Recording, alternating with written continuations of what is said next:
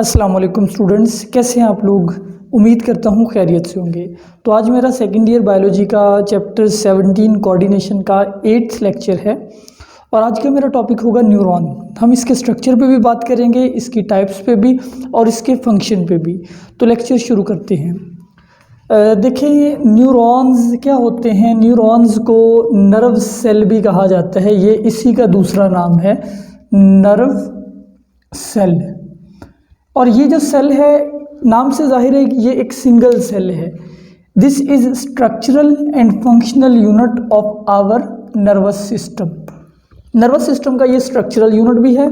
Structural unit से ये मुराद है कि हमारा नर्वस सिस्टम न्यूरॉन्स से मिलके बनता है और फंक्शनल यूनिट से ये मुराद है कि हमारे नर्वस सिस्टम का काम कम्युनिकेशन होता है। तो एक अकेला न्यूरॉन भी कम्युनिकेट कर सकता है, यानी पैगामात को भेज सकता है या लेके आ सकता है। तो ये सलाहियत न्यूरॉन में होती है, इसलिए ये स्ट्रक्चरल यूनिट भी है, फंक्शनल यूनिट भी है।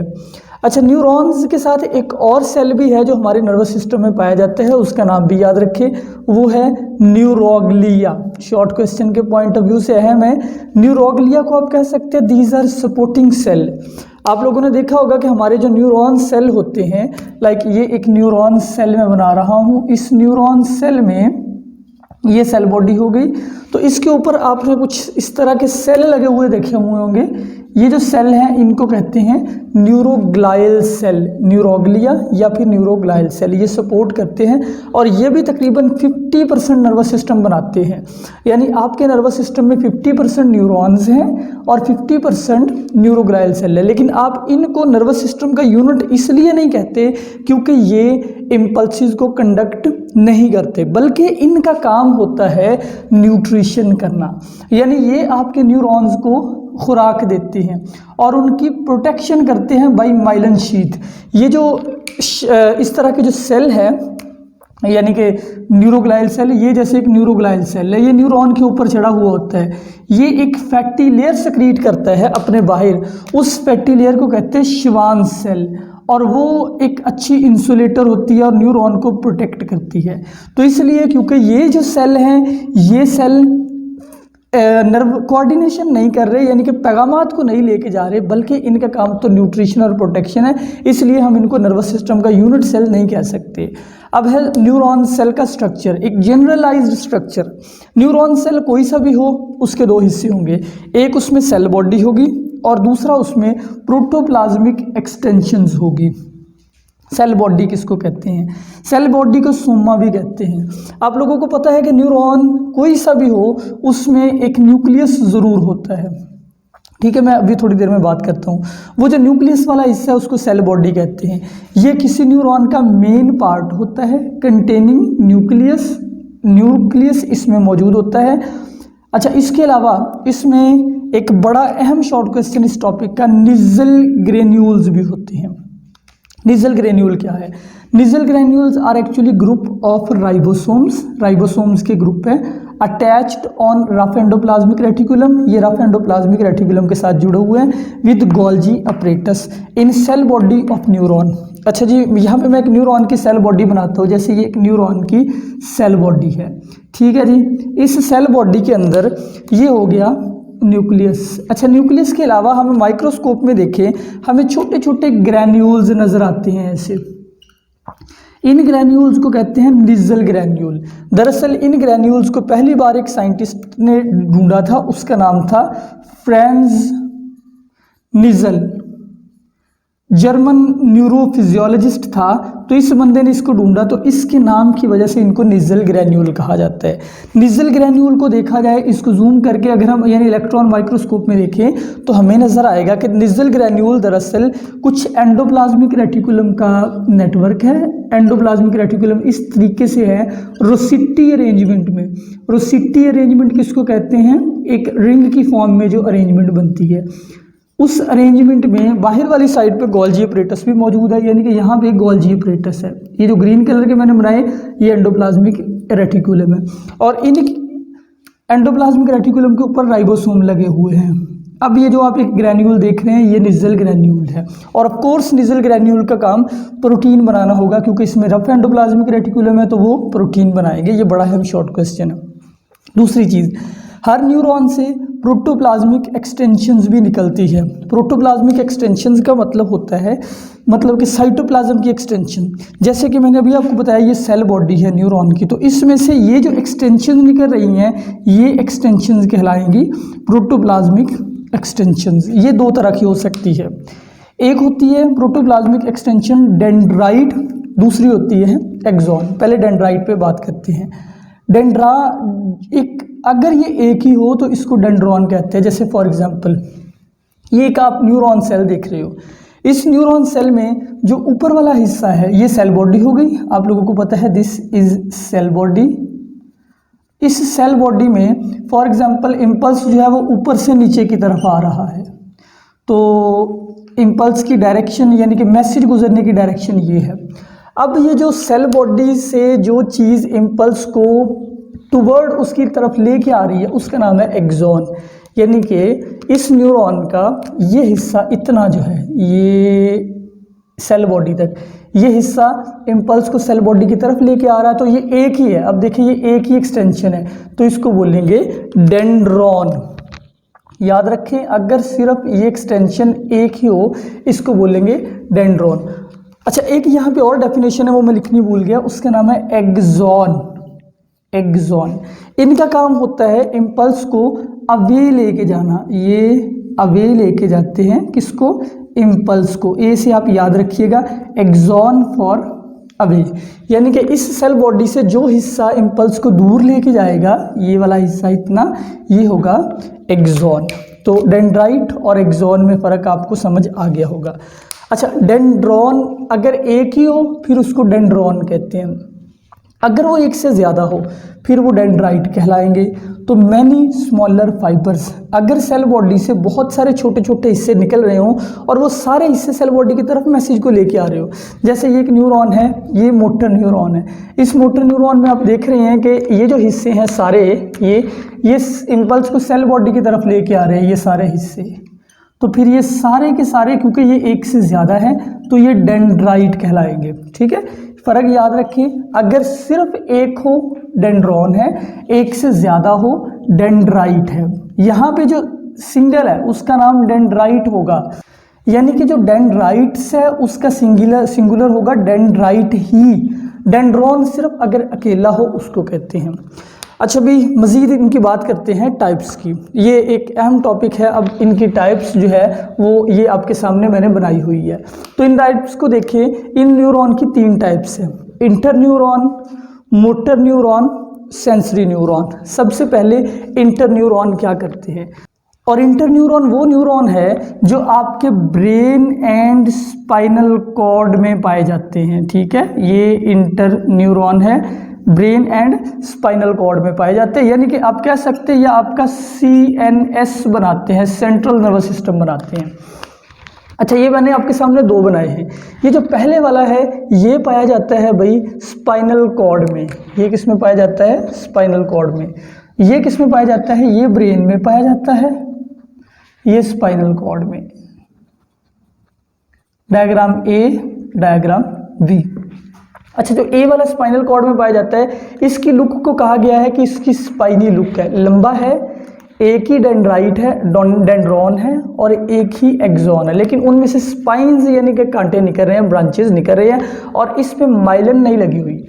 ये दूसरा है, ये ब्रेन में पाया जाता है। इसकी अपीयरेंस अगर आप देखें तो ये एक ट्री लाइक अपीयरेंस दे रहा है, ट्री लाइक, यानी इसके डेंड्राइट बहुत सारे हैं, एक नहीं है, डेंड्राइट काफ़ी ज़्यादा है, लेकिन इसका एक्सॉन आपको जो नज़र आ रहा है वो सिर्फ एक ही है, जो अवे लेके जा रहा है मैसेज वो एक ही है।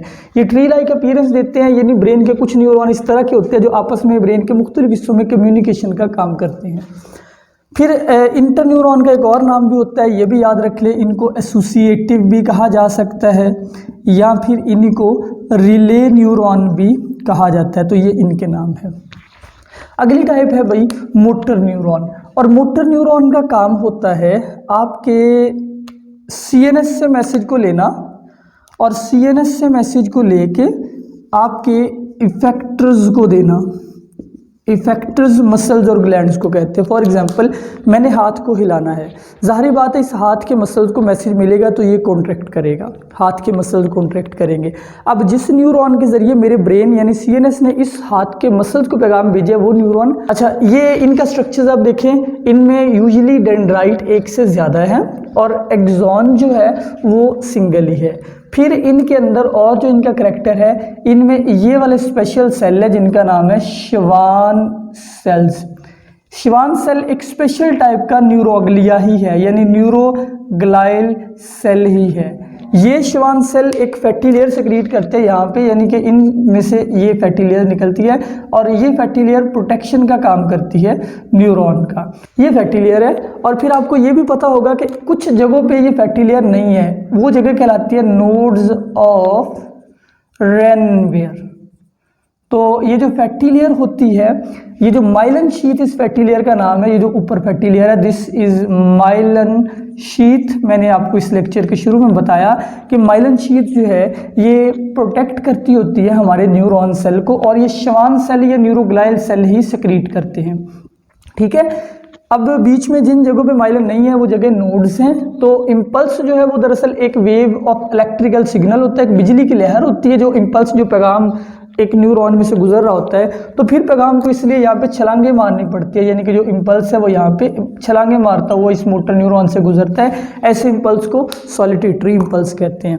आखिर पे जो चीज़ बची है वो है सेंसरी न्यूरॉन, जिसकी थोड़ी ज़्यादा डिटेल है और इसको मैं आपको एक्सप्लेन करता हूँ तफसील में। सेंसरी न्यूरॉन देखिए, सेंसरी न्यूरॉन मैसेज लेके जा रहा है रिसेप्टर से। ये जो सेल ऊपर आप देख रहे हैं ब्लू कलर में, ये रिसेप्टर के सेल है। अब सेंसरी न्यूरॉन का ये जो हिस्सा है ये एक सिंगल है और ये इम्पल्स को टुवर्ड सेल बॉडी लेके आ रहा है, ये सेल बॉडी है। तो फिर ये हिस्सा क्योंकि टुवर्ड जा रहा है ये डेंड्रॉन हुआ, और ये हिस्सा जो अवे लेके जा रहा है ये क्या हुआ, एक्सॉन हुआ। तो पहली बात, सेंसरी न्यूरॉन बाइपोलर होते हैं। बाइपोलर का मतलब है जिनमें एक ही एक्सॉन हो, एक ही डेंड्राइट, यानी उनकी दो बड़ी ब्रांचेज हो। जैसे मोटर न्यूरॉन आपको नजर आ रहा है मोनोपोलर है। अच्छा भाई, सेंसरी न्यूरॉन जो है इनमें ये जो इनका एक्सॉन होता है ये एंड पे जाके थोड़ी बहुत कुछ ब्रांचेस ज़रूर बना रहा है जो आपके सामने है। सेंसरी न्यूरॉन का मजीद स्ट्रक्चर पढ़ाने से पहले मैं आपको थोड़ा सा स्पाइनल कॉर्ड का बताना चाहता हूँ, क्योंकि वो ज़रूरी है। आप स्पाइनल कॉर्ड को पहले समझे, स्पाइनल कॉर्ड क्या चीज़ है। ये देखिए जी, स्पाइनल कॉर्ड आपकी रीढ़ की हड्डी के अंदर मौजूद है, और स्पाइनल कॉर्ड का स्ट्रक्चर तो हम अगले लेक्चर्स में जाके पढ़ेंगे। फिलहाल हम ये समझेंगे कि स्पाइनल कॉर्ड से दो रूट्स निकलती होती है। इफ़ यू रिमेंबर, एक जो ऊपर वाली रूट है उसका नाम है डॉर्सल रूट, यानी कि ये नर्व निकल रहे हैं एक्चुअली, और जो नीचे वाली रूट है उसका नाम होता है वेंट्रल रूट, ये वेंट्रल रूट है। जो डॉर्सल रूट है वो सेंसरी न्यूरॉन्स पे मुश्तमिल है, यानी ये डॉर्सल रूट है, और इस डॉर्सल रूट के अंदर कौन से न्यूरॉन है, सारे के सारे सेंसरी ही है। इस डॉर्सल रूट में एक गैंग्लियन भी आता है। गैंग्लियन क्या होता है? गैंग्लियन दरअसल सेल बॉडीज़ का गुच्छा है। जैसे ये बहुत सारे सेंसरी न्यूरॉन है, ये उनकी सेल बॉडीज़ है, इसका गुच्छा बना हुआ है। इस गुच्छे को क्या बोलेंगे? इस गुच्छे को बोलेंगे गैंग्लियन। अब इस गुच्छे से जो हिस्से, फॉर एग्जांपल ये रिसेप्टर की तरफ जा रहे हैं, यहाँ पे हमारा रिसेप्टर मौजूद है, उसका आर लिख देता हूँ, ठीक है। ये रिसेप्टर है, रिसेप्टर से ये हिस्सा डेंड्राइट हुआ, डेंड्राइट में से लेके आया सेल बॉडी में, फिर सेल बॉडी से ये आगे ये हिस्से निकले और ये आपके सीएनएस की तरफ चले गए। ये है आपका सीएनएस यानी ब्रेन या स्पाइनल कॉर्ड। तो ये इन शॉर्ट ये एक सेंसरी न्यूरॉन है। एक छोटा सा बना देता हूँ सेंसरी न्यूरॉन, ये सेंसरी न्यूरॉन है। इस तरीके से यानी रिसेप्टर से पैगाम को लेके आया है। इसकी सेल बॉडी यहाँ पे है और सेल बॉडीज़ का क्लस्टर है। दरअसल स्पाइनल कॉर्ड से ये जो डॉर्सल रूट निकलती है, इसके बिल्कुल स्पाइनल कॉर्ड के करीब ही एक गैंग्लिया होता है, फिर बाकी का हिस्सा आगे जा रहा है। अब इन ब्रांचेस के नाम है, अब उसने इन दोनों ब्रांचेस के नाम बताए हुए कि स्पाइनल, ये जो सेंसरी न्यूरॉन है इसकी वो ब्रांच जो रिसेप्टर और गैंग्लिया के दरमियान है, उस ब्रांच का नाम है पेरिफेरल। ये कौन सी हुई? पेरिफेरल। और वो ब्रांच जो फिर इस डॉर्सल गैंग्लिया से, क्योंकि ये गैंग्लिया डॉर्सल साइड पे, डॉर्सल गैंग्लिया से आगे आ रही है। यानी कि आप कह सकते हैं डोर्सल गैंग्लिया यानी सेल बॉडी से लेके सीएनएस तक आ रही है, उसका नाम होगा सेंट्रल ब्रांच। तो इन शॉर्ट ये जो आप एक सेंसरी न्यूरॉन देख रहे हैं, इस सेंसरी न्यूरॉन में ये जो रिसेप्टर के सेल हैं, इनसे सेल बॉडी तक जो ब्रांच आ रही है वो ब्रांच है पेरिफेरल। फिर सेल बॉडी से यानी कि गैंग्लिया वाले हिस्से से सीएनएस तक जो पैगाम लेके आ रही होगी वो होगी सेंट्रल ब्रांच। तो बस ये टॉपिक कंप्लीट हुआ।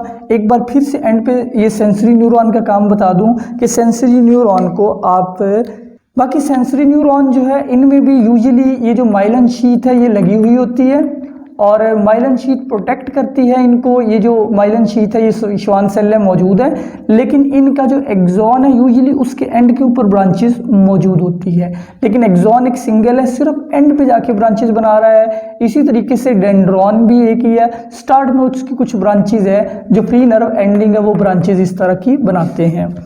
यहाँ पे एक छोटा सा पॉइंट रह गया था कि जो सेल बॉडी है उसका एक फंक्शन और भी है कि cell body main nutritional part है, यानी कि यहाँ पे जो भी न्यूरॉन की ग़िज़ाइयत के लिए केमिकल चाहिए वो यहाँ पे बनते हैं, यानी बायोसिंथेसिस ऑफ मटेरियल होती है ग्रोथ के लिए, मेंटेनेंस के लिए, यानी प्रोटीन्स वगैरह यहीं पे बनाई जाती है। एंड इसके अलावा ये रीजनरेट भी करती है एक्सॉन और डेंड्राइट को, यानी अगर खुदा न खास्ता आपका न्यूरॉन कट जाए, उसका एक्सॉन और डेंड्राइट कट जाए, सेल बॉडी बच जाए, तो ये दोबारा से एक्सॉन और डेंड्राइट पैदा कर सकती है। इसके अलावा एक पॉइंट ये भी रह गया था कि ये जो एक्सोप्लाज्म होता है, यानी एक्सॉन का जो साइटोप्लाज्म है, इसमें भी कुछ मॉलिक्यूल पाए जाते हैं, इसमें कुछ ऑर्गेनेलिज होते हैं जैसे एक्सोप्लाज्म होते हैं, एक्सोप्लाज्म के अंदर माइक्रोट्यूब्यूल्स होते हैं, न्यूरोफिब्रल्स होते हैं, न्यूरोफिब्रल से बुरा है माइक्रोफिलामेंट, और इसके अलावा एंडोप्लाज्मिक रेटिकुलम मौजूद होते हैं, माइटोकॉन्ड्रिया मौजूद होते हैं। जबकि साइटोप्लाज्म जो है, जो सेल बॉडी यानी सोमा का साइटोप्लाज्म है, उसके अंदर मौजूद होते हैं गोल्जी अपरेटस, एंडोप्लाज्मिक रेटिकुलम और जो मैंने पीछे आपको निज़ल ग्रैन्यूल्स बताए वो चीज़ें। तो स्टूडेंट्स ये था आज का लेक्चर न्यूरॉन के ऊपर। इसमें मैंने आपको न्यूरॉन का स्ट्रक्चर, न्यूरॉन का फंक्शन, न्यूरॉन की टाइप्स बताई हैं। अगर इसमें आपके माइंड में कोई सवाल है वो आप मुझसे कर सकते हैं। अपना बहुत सारा ख्याल रखिए। अल्लाह हाफिज़।